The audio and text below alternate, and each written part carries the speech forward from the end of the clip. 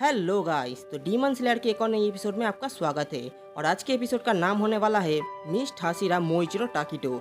अगर आपने इसके पहले वाले एपिसोड्स नहीं देखे हैं तो जल्दी जाके देख लो, जिसका लिंक आपको डिस्क्रिप्शन में मिल जाएगा। तो एपिसोड की शुरुआत में हम कानामोरी को देखते हैं, जो पेड़ के पीछे छुपकर मोइचिरो और ग्योको की लड़ाई देख रहा है।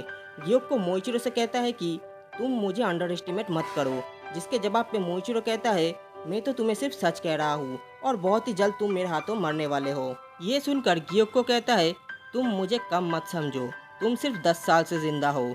जिस पर मोइचिरो कहता है कि तुम्हारे अंदर कोई ऐसी क्वालिटी नहीं है जिसकी मैं रिस्पेक्ट करूं। तुम्हारी शक्ल, तुम्हारी आवाज़, सब कुछ बेकार है। ग्योको फिर एक दूसरे पॉट में टेलीपोर्ट करता है और कहता है कि तुम्हें खूबसूरती का कोई समझ ही नहीं है। तुम्हें खूबसूरती का मतलब समझाना और गटर के कीड़ों को किताब पढ़ाना एक ही बात है।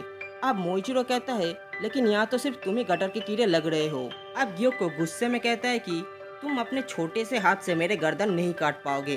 जिस पर मोइचिरो कहता है अभी थोड़ी देर पहले क्या हुआ शायद तुम भूल गए हो, और तुम मेरी छोड़ो और अपनी हाथों की बात करो। अब मोइचिरो ग्योको के पॉट को बड़े ध्यान से देखने लगता है, जिसे देखकर ग्योको पूछता है कि तुम क्या देख रहे हो। मोइचिरो कहता है तुम्हारे मटके का डिजाइन बहुत ही घटिया है। अब ये सुनकर ग्योको बहुत ही ज्यादा गुस्से में आ जाता है। फिर वो अपनी ब्लड डिमन आर्ट का इस्तेमाल करता है और अपनी सभी हाथों पे एक एक मटका ले आता है, जिससे 10,000 मछलियां निकलकर मोइचिरो पर हमला कर देता है। अब मोइचिरो मिस्ट ब्रीदिंग का 6 form lunar dispersing mist use करता है और उन सभी मछलियों को काट देता है।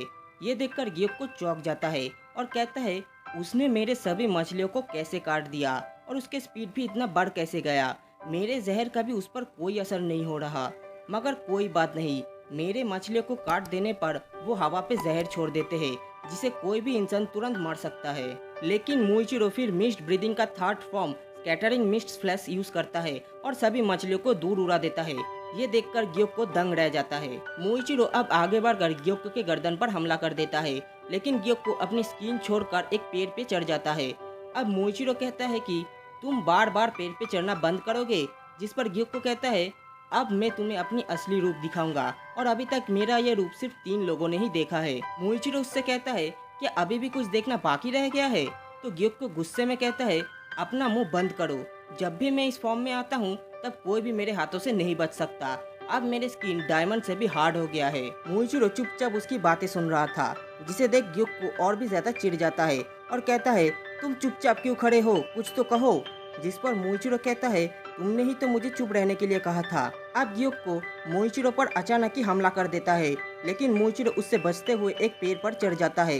ग्योको के हमले से मोइचिरो के कपड़े फिश में बदल जाता है। ग्योको मोइचिरो से कहता है कि तुमने मुझे पेड़ पे चढ़ने के लिए मना किया था, लेकिन अब तुम खुद ही पेड़ पे चढ़ रहे हो। जिसके जवाब पे मोइचिरो कहता है तुमसे इतनी बदबू आ रही है कि मुझे यहाँ ऊपर आना पड़ा। अब ग्योको कहता है जब भी मेरा हाथ किसी को टच करता है तब वो फिश में बदल जाता है, और मेरी बॉडी इतनी फ्लेक्सिबल है कि मेरे स्पीड भी बहुत ज़्यादा बढ़ गई है। तो बच्चे, क्या तुम मुझे देखकर डर रहे हो। जिसे सुनकर मोइचिरो हंसते हुए कहता है अटैक कितना भी पावरफुल क्यों ना हो, अगर वो सही जगह पे ना लगे तो वो बेकार है। अगले सीन में हमें मोइचिरो के पास सीन दिखाया जाता है, जहाँ योइचिरो मर चुका है और मोइचिरो भी लगभग मरने वाला है। उनके शरीर के कटे हुए हिस्से पे कीड़े लग गए हैं। तभी वहाँ पर मास्टर कागया का वाइफ आमाने आ जाती है और मोइचिरो को बचा लेती है। मोइचिरो बच तो जाता है लेकिन अपनी याददाश्त खो देता है, लेकिन उसके अंदर वो गुस्सा अभी भी रह जाता है, जिसके कारण वो बहुत ज्यादा ट्रेनिंग करता है। अब हम वापस प्रेजेंट में आते हैं, जहाँ मोइचिरो सोचता है कि अब उसका एक ही लक्ष्य है, सभी डीमंस को मार देना, और इसके लिए उसने बहुत हार्ड ट्रेनिंग की थी, जिसकी वजह से उसे खून की उल्टियाँ होने लगती थी। अब मोइचिरो और ग्योको एक दूसरे से लड़ने लगते हैं। ग्योको अपने ब्लड डीमन आर्ट का यूज करके बहुत तेजी से मोइचिरो के आसपास घूमने लगता है और कहता है मेरे मूव नेचर के रूल्स के खिलाफ है, मैं बहुत तेज हूँ और मैं तुम्हें मारकर तुम्हारी सिर की जगह एक मछली का सिर लगा दूंगा। अब मोइचिरो मिस्ट ब्रीदिंग का 7 फॉर्म ऑब्सक्यूरिंग क्लाउड का इस्तेमाल करता है, जिससे ग्योको के चारों तरफ कोहरा फैल जाता है।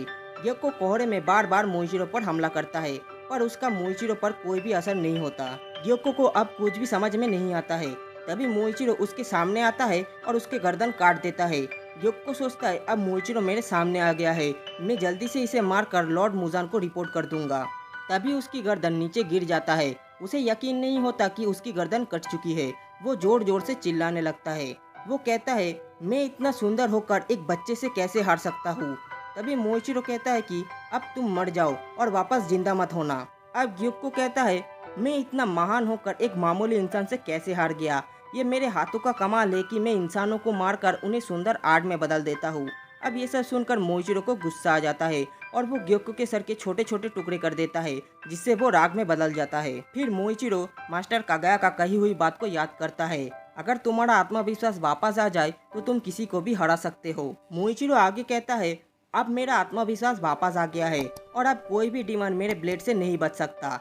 इसके बाद मोइचिरो के चेहरे से वो मार्क भी गायब हो जाता है। अब कानामोरी मोइचिरो के पास आकर उसे पूछता है कि क्या तुम ठीक हो, जिस पर मोइचिरो हाँ कहता है।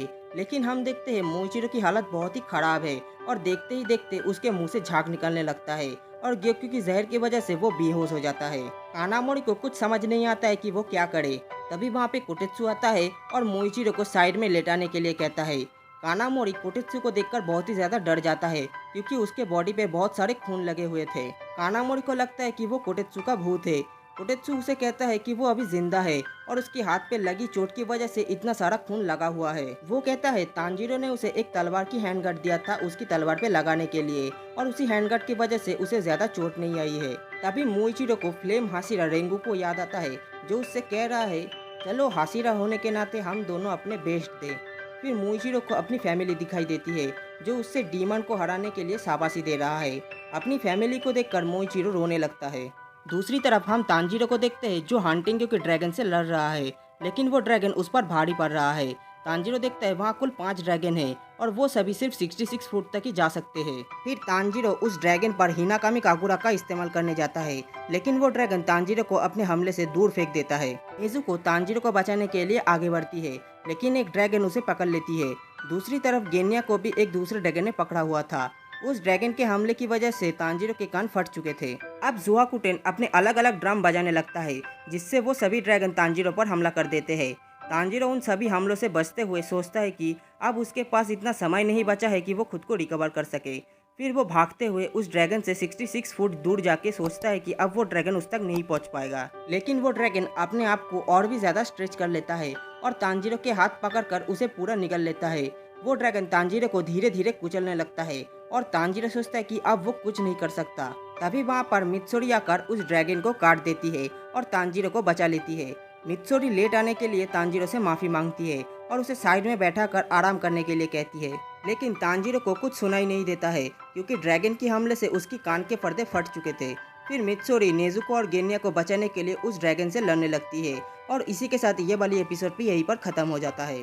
तो दोस्तों, मोइचिरो और ग्योको के फाइट आप लोगों को कैसी लगी कमेंट करके ज़रूर बताना, और वीडियो पसंद आए तो लाइक एंड शेयर कर देना। चैनल पे नए हो तो चैनल को सब्सक्राइब कर देना। मिलते हैं अगले हफ्ते एक और नई एपिसोड के साथ।